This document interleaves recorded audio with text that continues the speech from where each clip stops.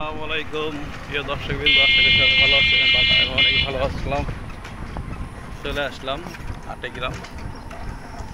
এটা হলো মানিকগঞ্জ থানার অন্তর্গত, একদম উত্তরকোনা পশ্চিমে পূর্বে এই ইউনিয়নটা অবস্থিত।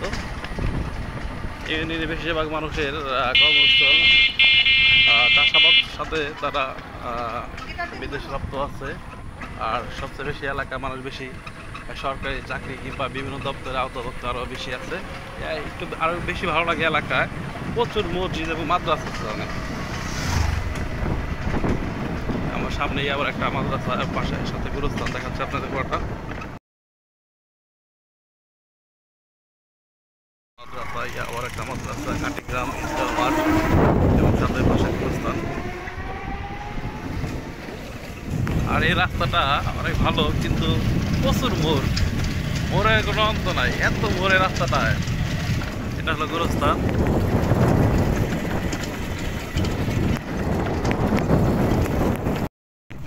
আপনাদের রাস্তা এত মোড় হওয়ার কারণ নাকি?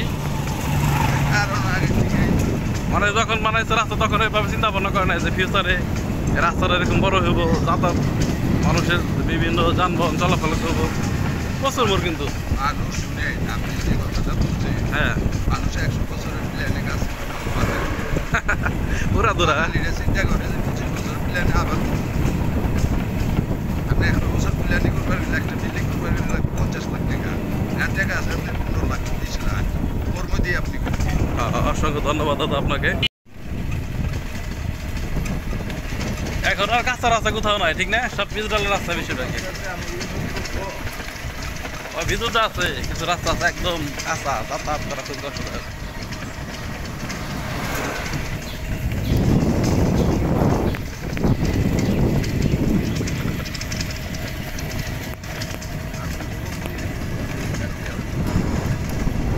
আমার আটেগ্রাম যাওয়ার এই রাস্তাটা সবচেয়ে বেশি ভালো লাগে। এই রাস্তা একটু আমার খুব ভালো লাগে, দুই পাশে সারিবদ্ধভাবে গাছ এবং মন জুড়ানো শীতল বাতাস, মন প্রাণ ভরে থাকে। সর্বোচ্চ বেশি ভালো লাগে ওই জায়গাটা বেশি আমার। আবার আর দুই পাশে গাছ গাছালি আছে অনেক। সামনে দেখতেছে কিছু মানুষ ধান মারাই করতেছে আধুনিক মেশিনে। আগে তো সব টিনে, তারপর গাছের ডিব্বার মধ্যে সবগুলো ভাঙাভাঙি করতো।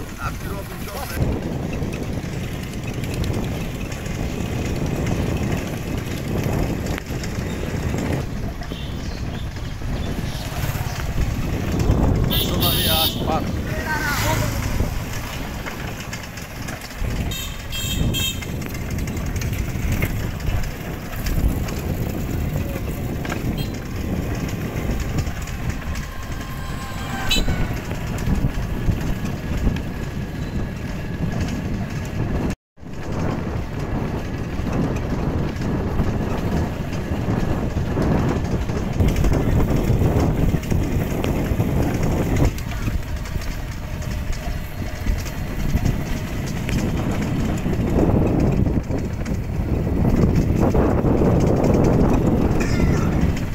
দীর্ঘদিন পর বৃষ্টি পর আজকে রোদ উঠতে পারো।